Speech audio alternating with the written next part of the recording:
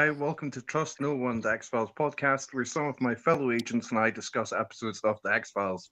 Today we'll be discussing the 8th episode of the X-Files. It's called Ice and first aired on 5th November 1993. How do you think the group dynamic of diverse characters and had an impact on this particular story?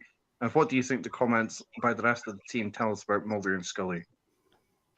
Wow, we're jumping right in. We are. Hi, everybody. All right, John, take it away. As a big fan of The Thing, I was really worried, and I actually enjoyed it. I liked seeing the group dynamic. You immediately knew what all the archetypes were for each of the characters, which I thought was nice. You've only got 40 minutes, so you knew what you were getting with your group of people pretty quickly. I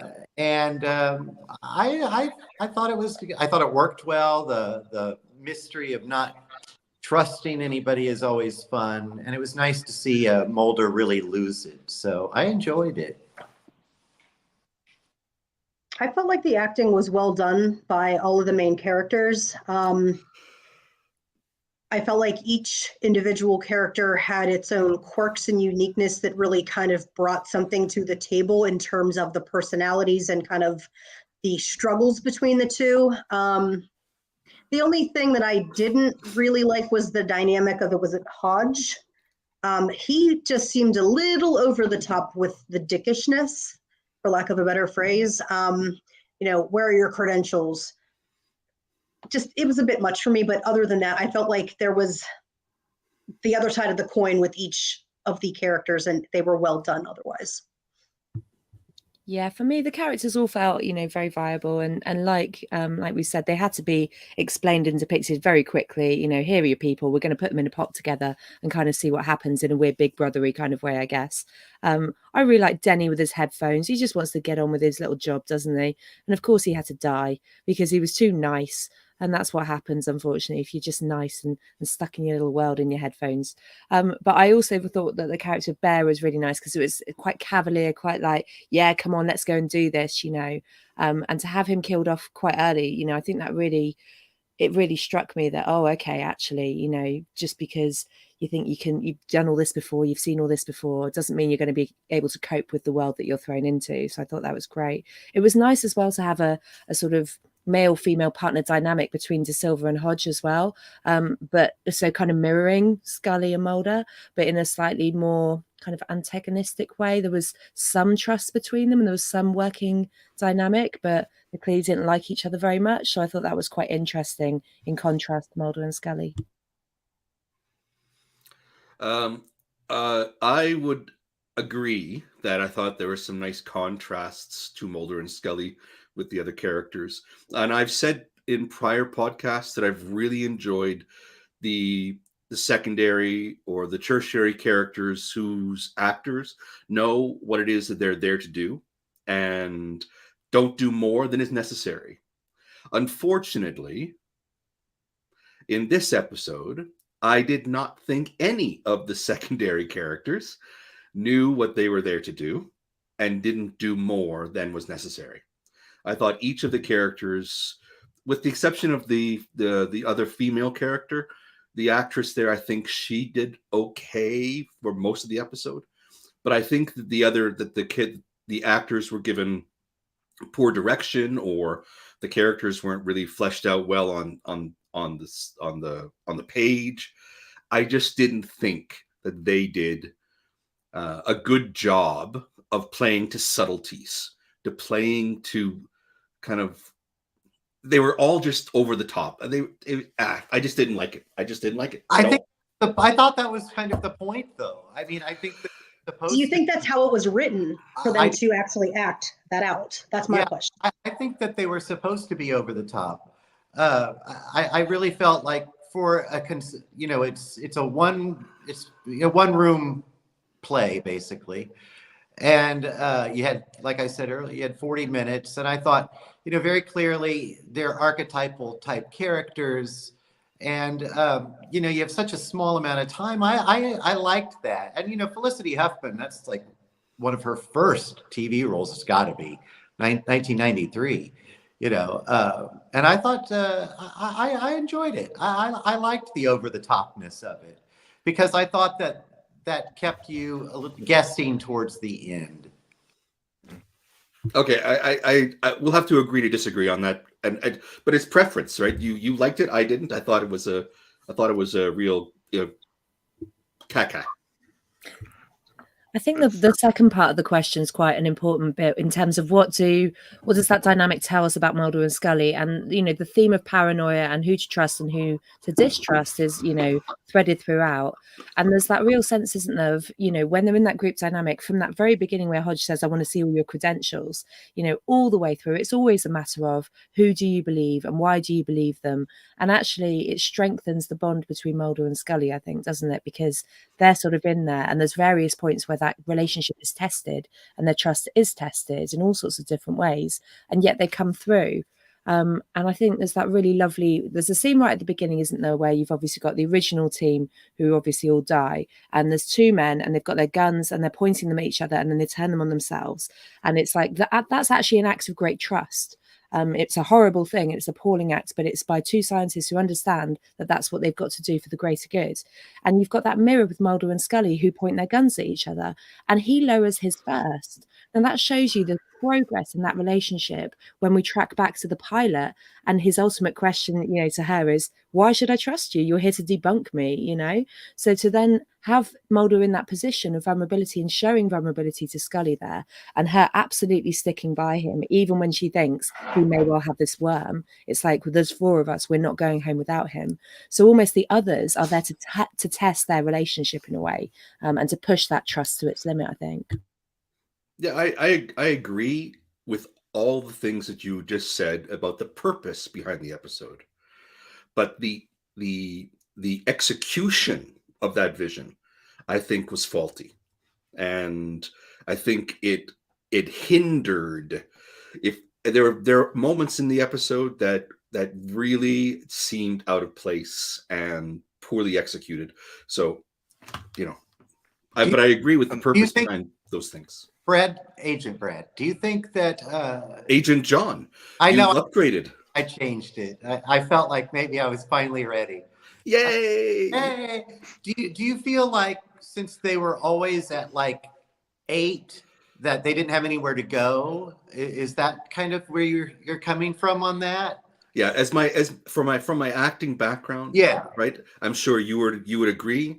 Yeah. You have to play range, Yeah. and none of them had range. They started too high, and there was no place else to go. Yeah. From if they started at the beginning where there was nothing, there was no tension, there was nothing that they were desiring as characters, right? Right. They have to start low, but even at in the first moment you saw them, they were so high. Yeah. So they only had a very narrow range to go from there. Okay. And it didn't work for me. Okay. I think it's really interesting that there's varying viewpoints among the panel.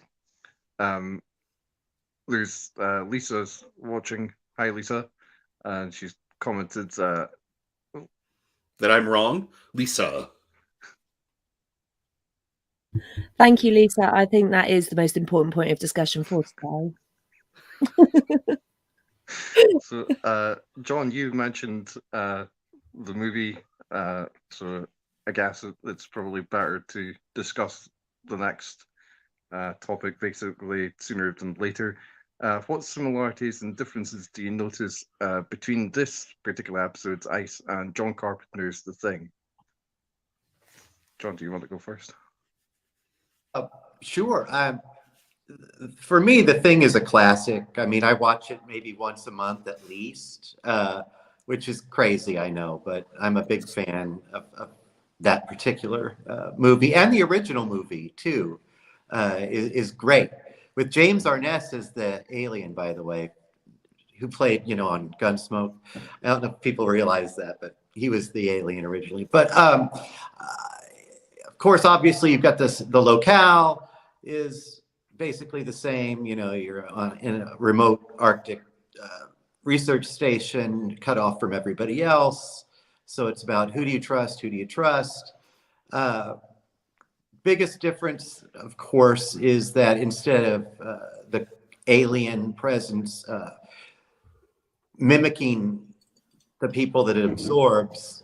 In this case, it just kind of tickles a part of your brain and generates that massive, what's the word I'm looking for? Just rage, I guess.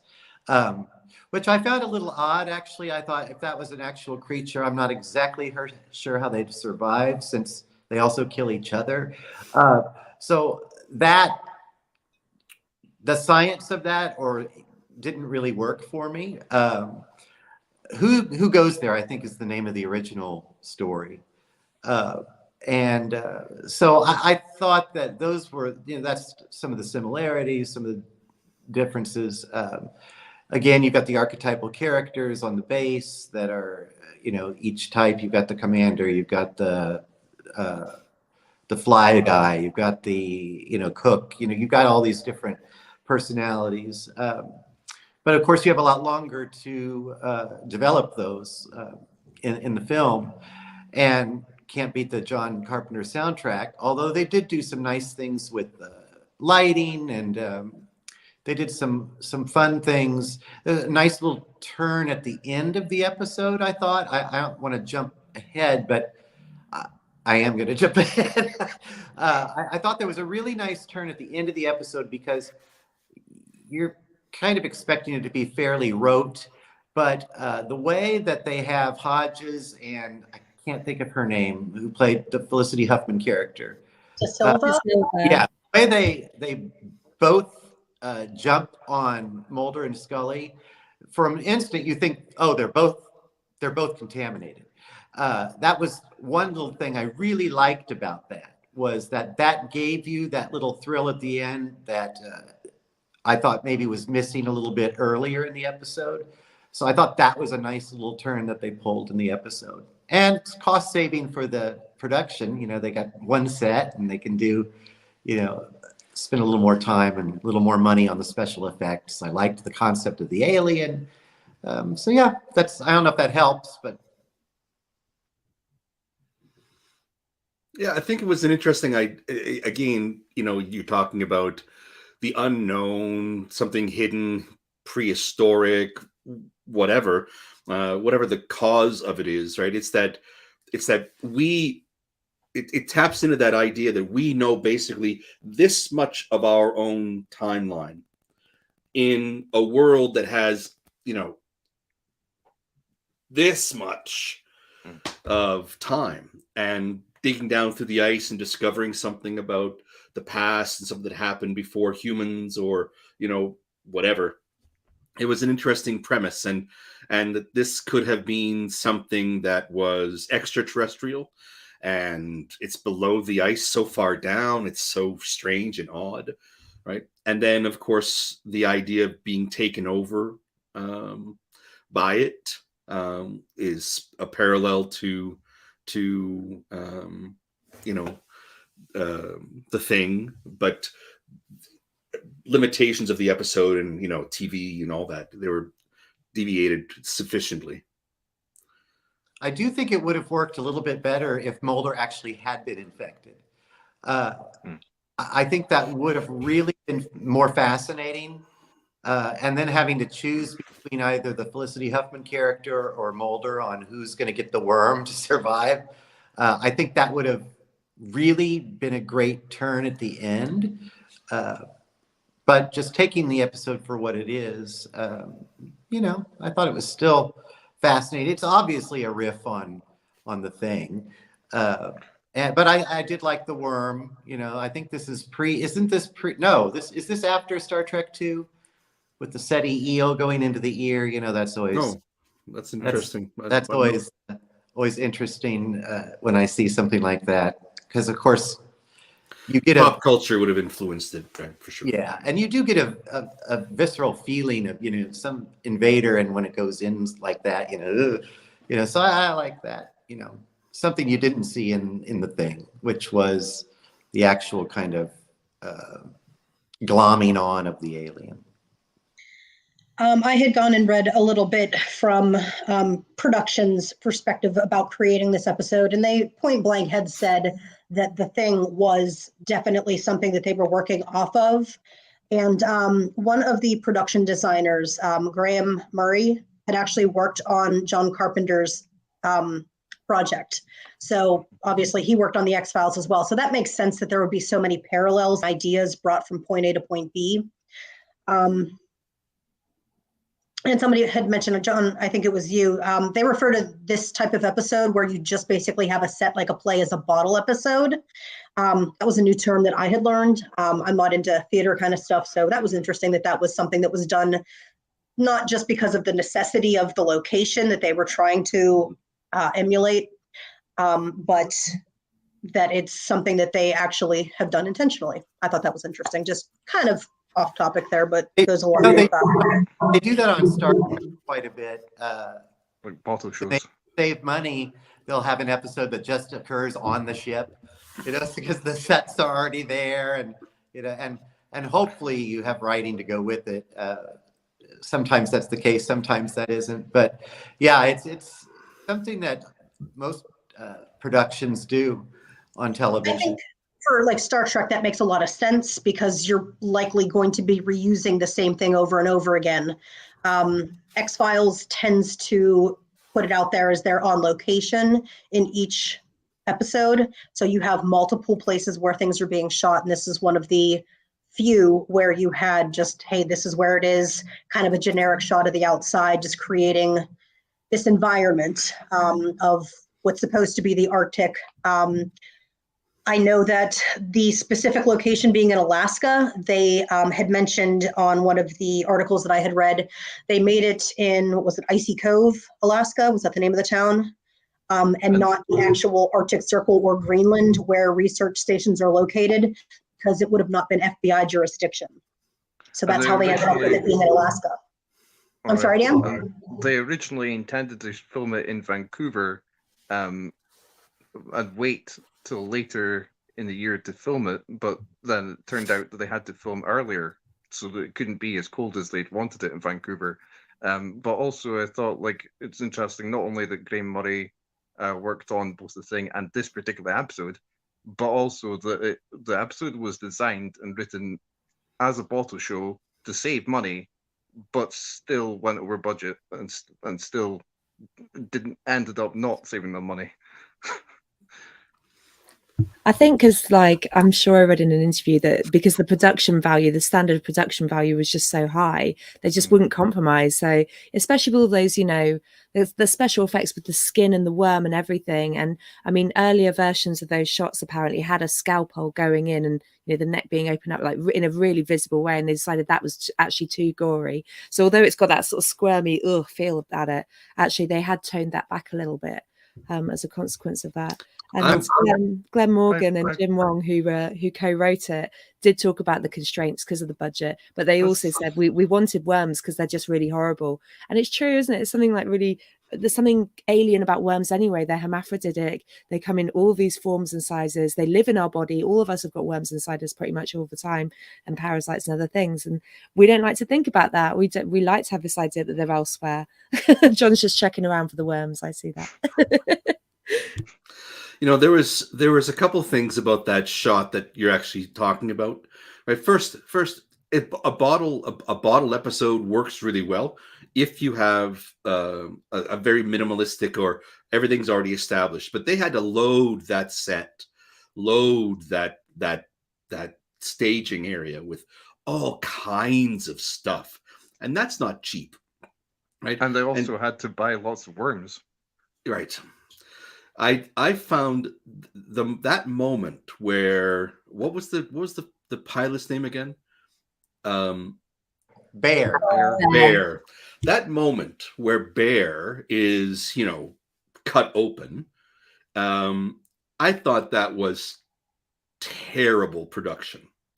First, the worm tears as they're pulling it out, and it's stretched out to like 3 feet. And black ooze pops out, right? And then, of course, the worm is magically whole when it's inside the container. Then Scully, who's a medical doctor who's used to digging things out of dead bodies, she looks completely icky out. She's like creeped out, like, ew, what's I did this? Oh, this is notice so that too. gross. She was like grimacing, It's like she was shot. disgusted. It was the most ridiculous. Cut that piece out. It just doesn't fit with the character at all. And I did notice that with the worm. oh I man, thought they were going to say, in fact, I was surprised because I thought they were going to follow that up by saying, oh, we didn't get it all. I really did think that they were going to say, thank you. and that Yeah. actually threw me back for a second. So yeah, you're right about that. They should have just cut that bit out. They could have easily just cut that little split second out. I didn't necessarily see the worm break, but I will say that as they were pulling on it from his neck, it looked very like it wasn't segmented. It looked like one of those little, I don't know what they're called, but it's like the gel Catheter dummy tube. hand thing that you like fling out and it gets stuck in when you pull it. That's what it reminded me of. And then, like you said, they put it back into the ammonia in the thing, and it's like, oh, it's a happy little swimming worm. Like, it didn't just get ripped in half. I did think the swimming worm, though, in the jars, I thought those looked great. I was really pleasantly surprised at how they looked in the jars. I did like that. The worms that they used on the production, they're the larva of the darkling beetle. I learned that. And apparently the darkling beetle larvae are used in reptile raising. They're a very available food item for reptiles, and that's what they used. However, there are some continuity issues, like Brad was saying, with the worms specifically, where they then went over and used, I don't know if it was maggots or probably mealworms in place of the darkling beetle larva, and they do definitely look different. So continuity with that wasn't great with the way that they did it, but yeah, that pulling out of the neck thing, that was definitely not well done. And how quickly does this thing gestate, going from the larval state, right, the microscopic larval state, to a 3-inch worm in the matter of minutes, days? I mean, it's science hours? fiction. Anything can happen. Okay. Yeah, He's not buying what I'm selling. no, I gotta agree. I mean, God, you could do that about every movie. You could say that about the later Alien movies. That why do they gestate so quickly all of a sudden? And they from the first case, it was quick. So it wasn't that they changed the amount of time it took. So, at least it was consistent. I think as well, because the worm, it's a little squiggly worm, isn't it? But it's really just a metaphor for paranoia. And it's like, actually, when paranoia takes root in you, it doesn't take a lot to escalate it. And that's what it's all about, really, isn't it? It's about distrust and mistrust and, something just beginning to wiggle around in your conscious or subconscious, and then escalating until it takes over your body completely. And then it turns you into a crazy, violent human being. And that is the unfortunate consequence of excessive paranoia. So, I think in terms of the way that it multiplies and grows, it depends on how you react to it and how you behave. And in that kind of tiny little bottleneck episode type thing, it is just going to exponentially grow and take over completely and destroy anything in its way. Because I know there was a point raised earlier about, well, what's the point in the worm destroying other people around it? Wouldn't it want to spread? Wouldn't it want to multiply? But I suppose if it's getting everything it needs from its one host, the only threat to its existence is threats to the host. So actually you want to just remove any threats, which would be one potential way of interpreting it, I guess. Well, thanks Agent Bennett for bringing us back to like the bigger meaning and metaphor within the show. For me, I had a tough time getting through to that level, because there were so many visual and things that just kind of cluttered that clarity for me. But you're right, the worm wiggling, embedding, growing, feeding on and anchoring into the brain where it's responsible for the hate and the anger and the violence, that makes a lot of sense. It ties in quite well. So thanks for anchoring it back there. And I know I'm going to be quite critical of other things, but I appreciate you helping keep it on track, so to speak. So what do you think it says about like the cultural attitudes of the time, that they basically made a destructive virus the monster of the week? Well, parasite, right? Yeah. Um,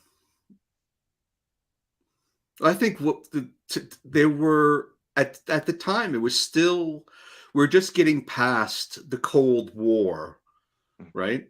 The Soviet Union collapsed, the Berlin Wall came down, there was reunification.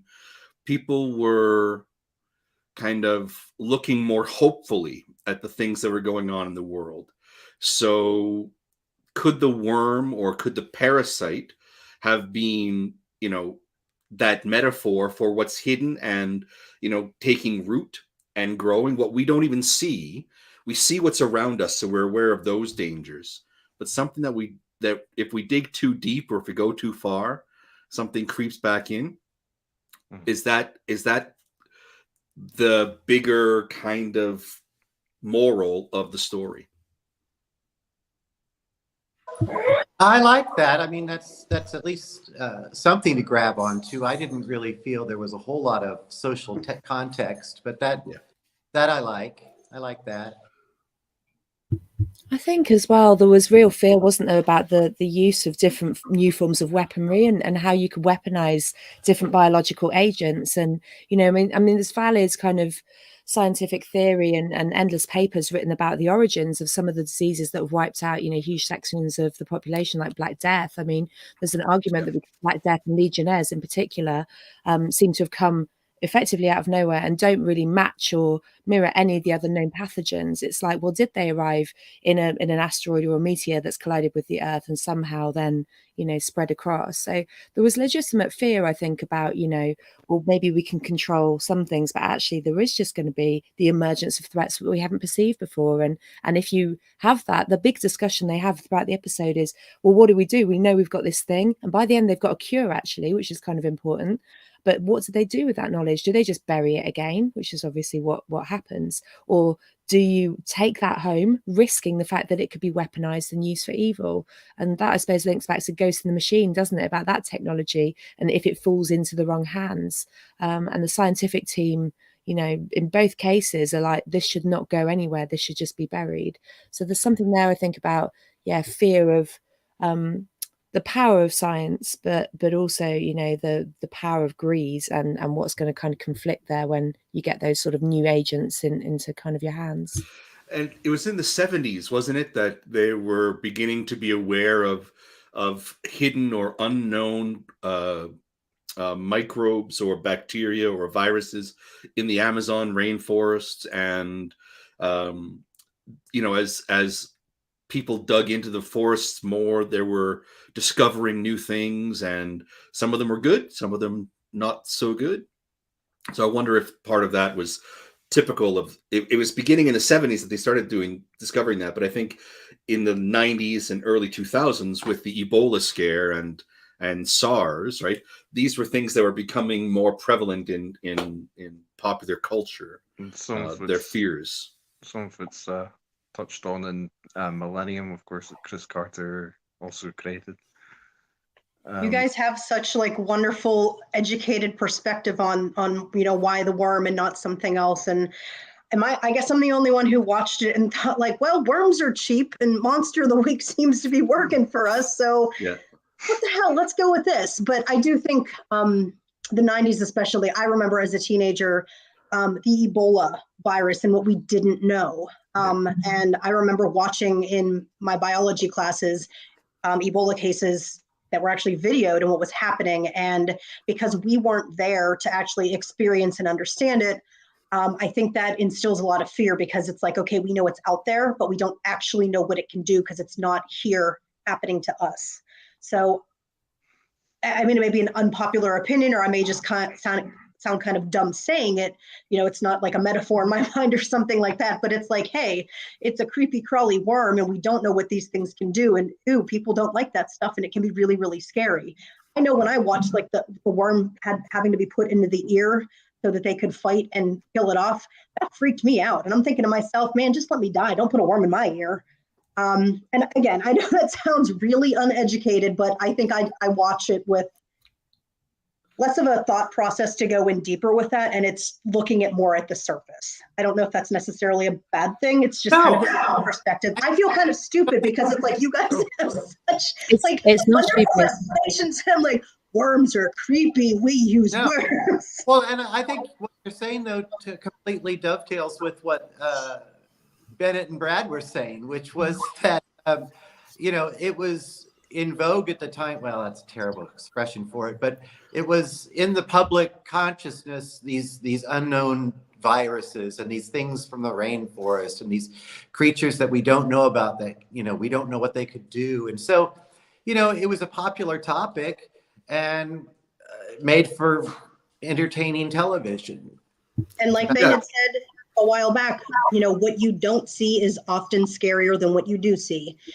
And I've said it before, and I'm probably going to repeat it again, but it's that repetition that we see within this episode too, and that kind of resonates into other episodes.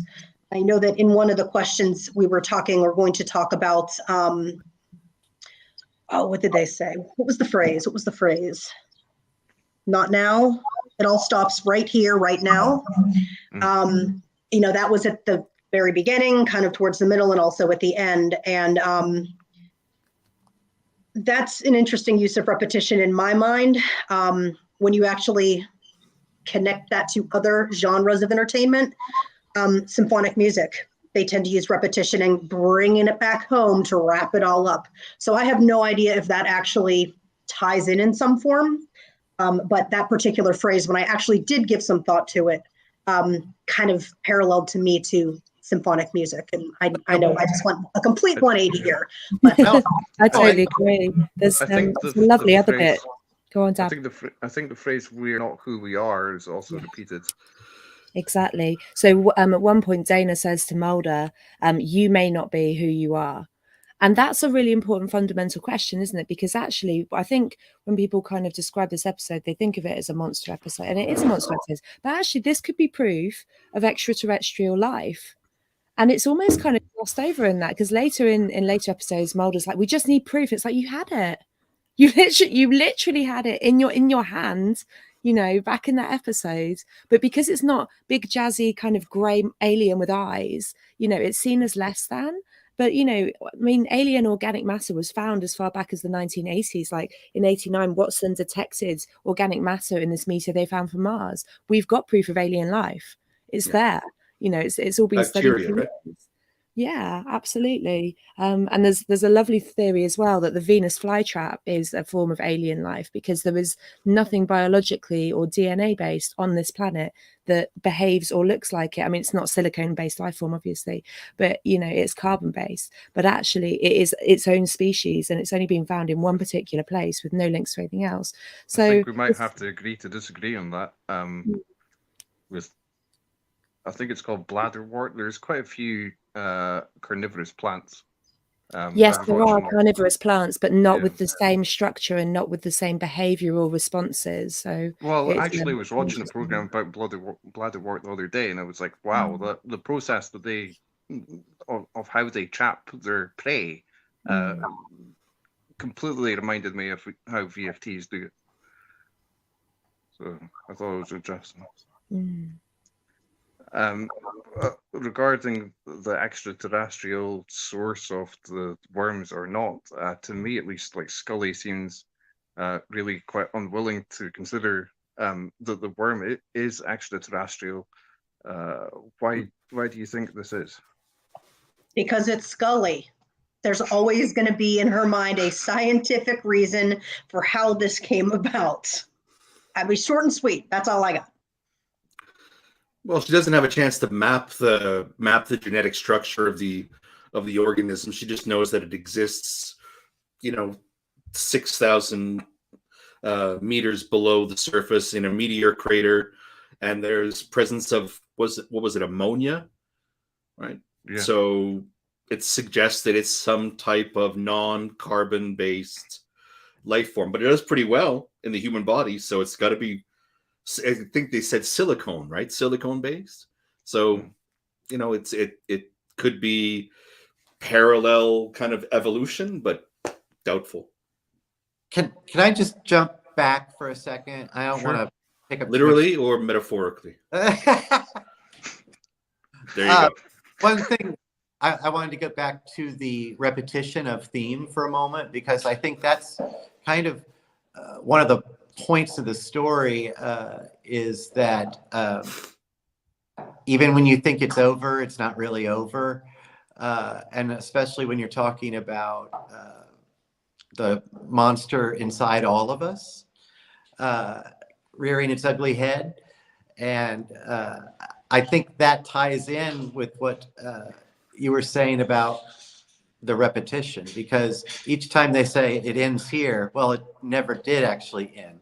And I think that's an important theme of the episode.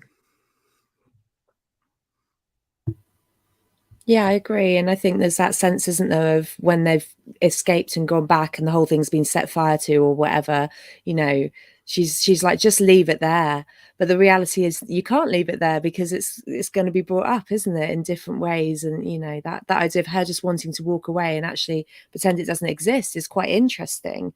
And to go back from to that, her, for sure. yeah, completely, because surely she would want I mean, this is a scientific discovery rather than a paranormal thing, right? You've actually got a physical thing. You've got it causing illness and disease. You've got a cure. It's a biological that, you know, it's understandable actually in a way that some of the other supernatural stuff isn't for her. And yet, yeah, she just seems quite willing to be like, no, that's it. But I suppose in the circumstances she was taking a pragmatic rather than a scientifically exploratory approach. She was like, this thing's killing people. We've got to solve that and we've got to stop it. So it was like solving a crime, really, and killing a criminal or removing the threat. And once that was done, it was almost case closed. You know, we found the murderer. It was this little squiggly worm thing. And that's enough for me, which is interesting from her, I think. I always, since it's the X-Files, I always assume that just because they say, oh, we burned it all down. My thought is always, oh, the government's taking it. They're gonna weaponize it. That's always my thought. You know, it's like, I need proof that it's actually gone or covered up. What you're saying with, I'm sorry, go ahead. They're gonna do something with it. You know, one of the last things that the was it Hodge that he said, you know, aren't these your people that burned it down? You know, kind of bringing it again full circle with the whole trust and who knows what, and you know what's actually happening there. So, you know, again, that repeating of the mistrust that we had from the very beginning. I don't know if it was the exact same location where the plane had taken off, if it was where they took them back to, but you know, it was a literal, you know, cyclic. Yeah.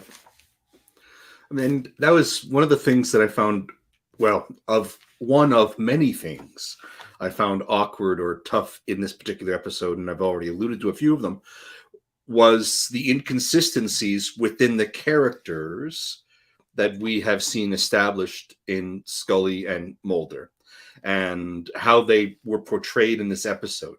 One of them being, you know, Scully's the scientific-minded person, and yet she's not really all that curious to explore from a scientific perspective. She's just willing to let it go. And, you know, it didn't quite sit well for me. You know, I took that as the writers wanting to give her a little more emotion. And, you know, again, we're only 8 episodes in. They're still trying to figure out the characters themselves. So I kind of let that go a little bit.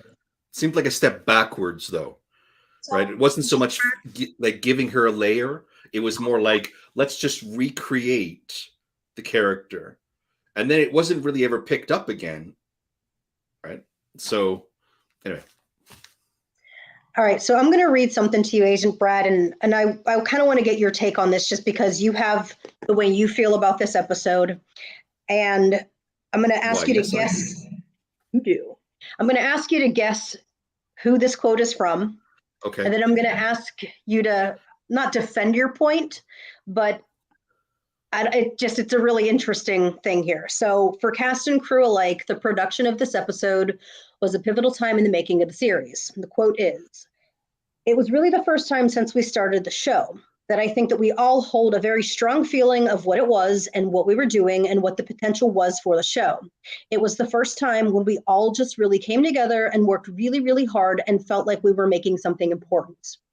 So who do you think said that?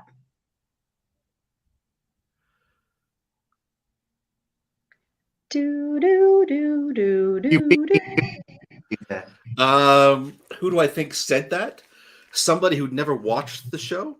Okay, it was Gillian Anderson. I figured. Because you were making a point. So go ahead, Nick. I mean, it's just, wow, rude. It's just really interesting that the characters are kind of finally getting to the point where they're kind of settled in and they're like, hey, we feel like we're actually going something with this. And again, everybody's going to have their opinion on it. And it seems like you just do not feel like this was where they actually were. And that's okay. It's not right or wrong. It is what it is. So this episode established that there was urgency in whatever they were doing. There was a sense of not just purpose, but a sense of mortality in the characters, right? So their choices had an impact, and there was something bigger than just their relationship and discovery of aliens and, you know, all those little tiny moments. This episode established that they were thinking, we can't leave here because if we do, we'll unleash Armageddon on the world, right? I get that they kind of established a bigger stake for the stories, okay? But I'm just talking about the execution of it within the episode. I completely agree. There's purpose behind what they were doing, and you know they showed Scully as a physical and an FBI agent who was tough and who could handle herself, and then they offered some vulnerability in moments, and then vulnerability became emotion, and a medical doctor going, "Ew, somebody's cutting somebody open with a scalpel. Oh, that's so gross." These moments just didn't seem to fit in a logical sequence within the episode.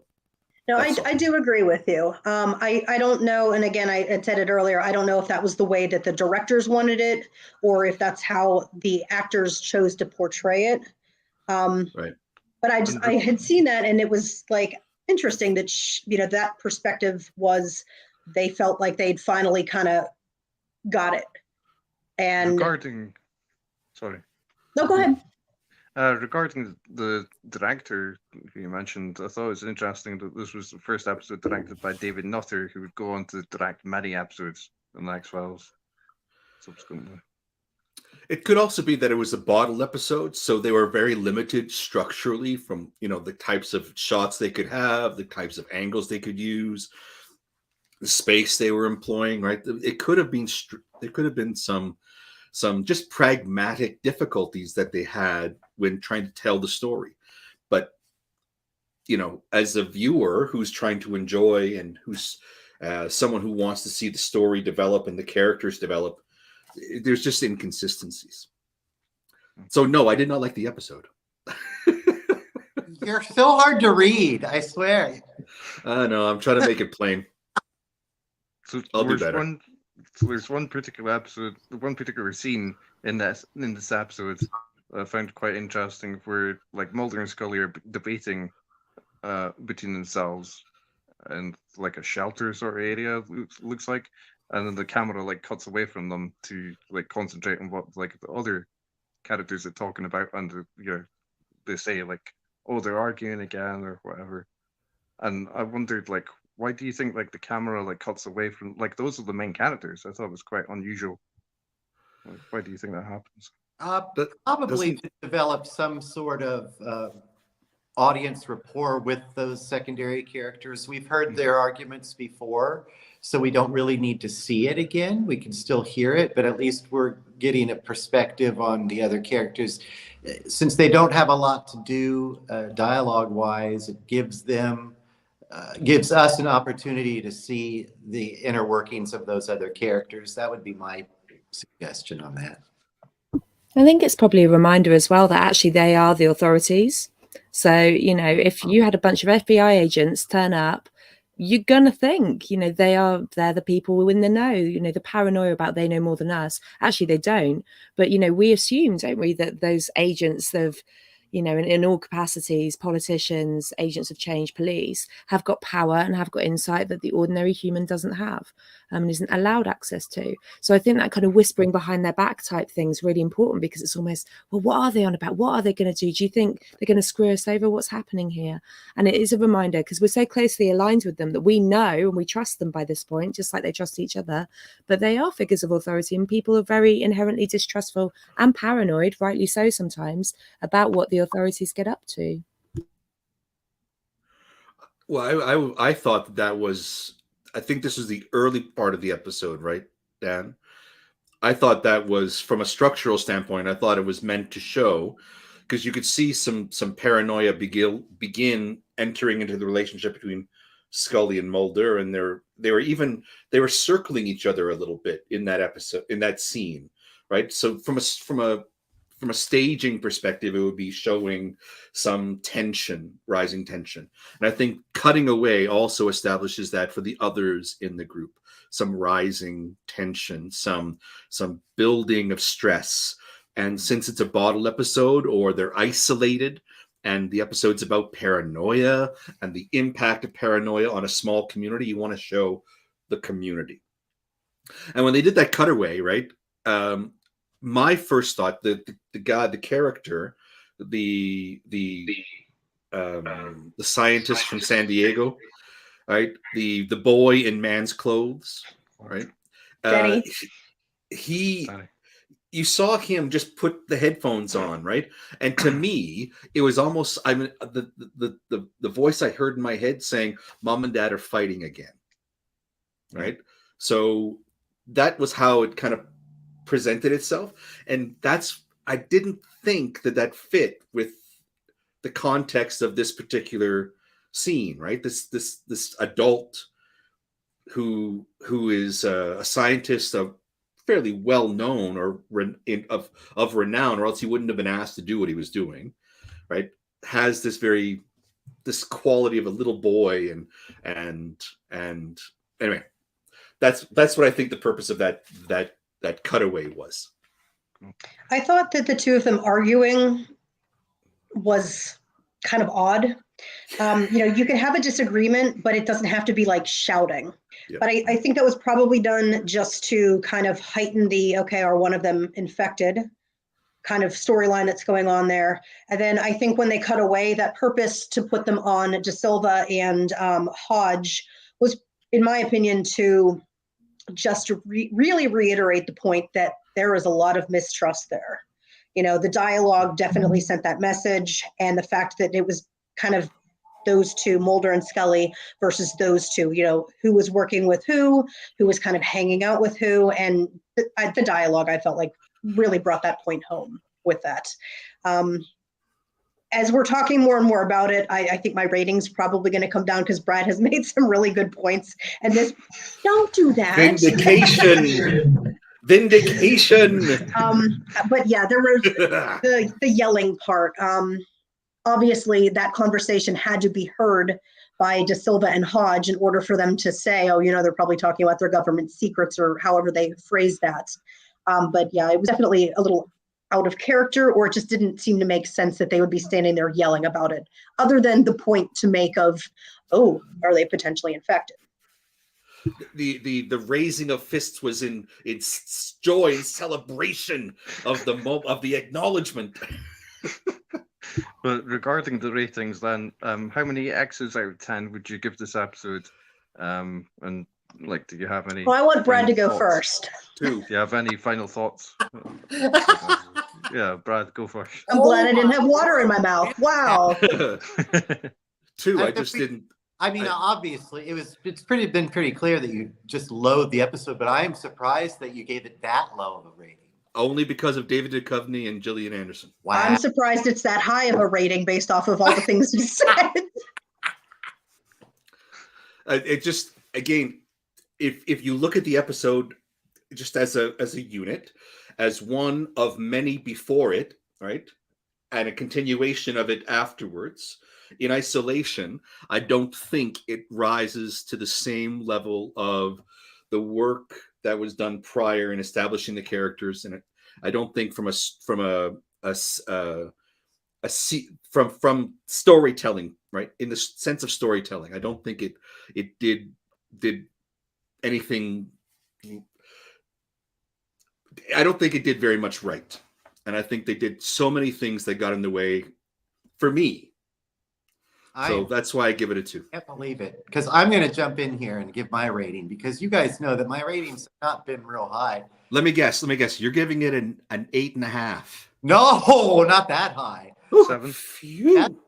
I'm giving it a, and I think that's the highest rating I've given since the pilot, and probably just because of my unusual love for The Thing is probably coloring that a little bit. But that's mine. But yeah.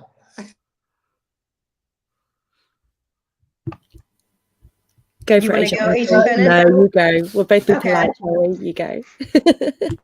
All right, mute your microphone there, Agent Brad. Hang on.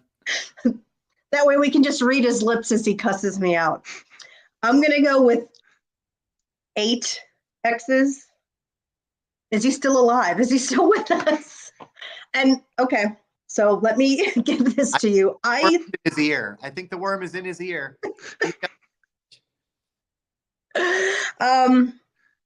I felt like there was a lot of decent acting, and I know Agent Brad does not agree with that.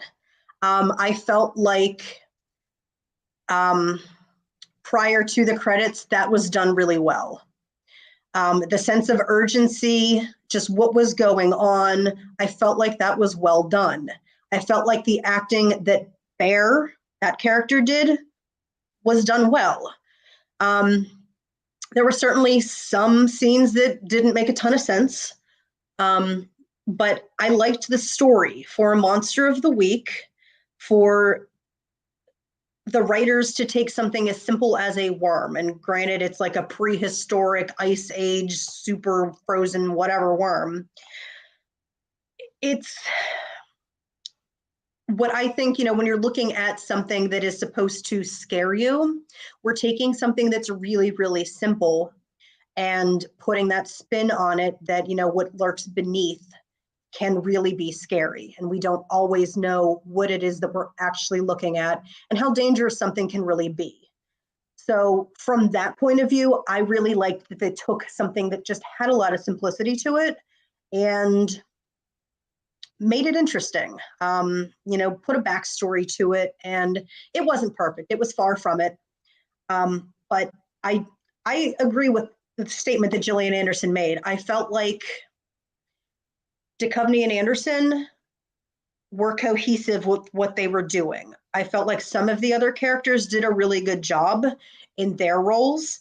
I said it earlier in the podcast, I felt like Hodge overacted, but perhaps that was just to kind of show the contrast between he and De Silva.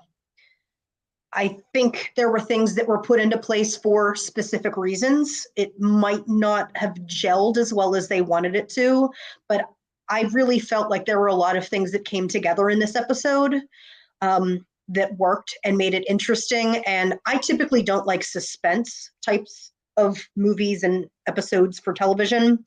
It was one of those things that I'd actually watched the whole way through and I was engaged, and it's like you already kind of knew what was going to be the outcome, but to me it did keep my interest. I don't know, I liked it. Commence the rating. Just kidding, I kid. So I'm going to come in with a 7.5, and I'll justify that in a few ways just to really wind Brad up, really. So the first thing that I'm going to mention is I absolutely adore the opening tracking shot following the dog through the crime scene. I think it's really powerful. It's a bit Blair Witchy, obviously that kind of style, which I love. But I thought that was great. I thought the pieces to camera, and then the shot of like the double suicide that then just steps away. I thought that was really clever, and it opened it in such a powerful way.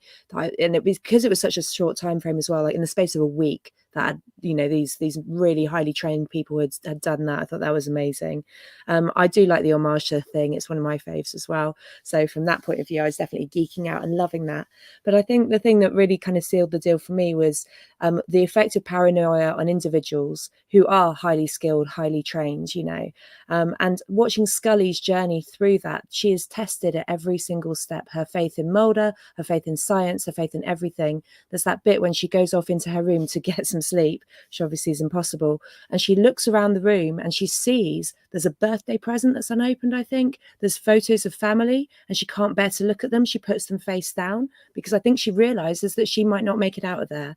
And that's the point where she doesn't go into Mulder's room and kind of, be with him and feel secure. She barricades the door, which includes shutting him out. And yet she goes from that to locking him in a room, to getting in the room with him, to talking to him, to risking herself, and then standing up for him. And it's a test of faith for her, I think, in every single way. So in terms of her character development, I think that's very, very powerful. Cool. I gave it a 9. I like the word Brad used earlier when he said isolated. I thought that's very appropriate for this episode. I particularly like I realized with this episode that when the main characters are involved and when there's so much at stake for them, that's what I really, really like.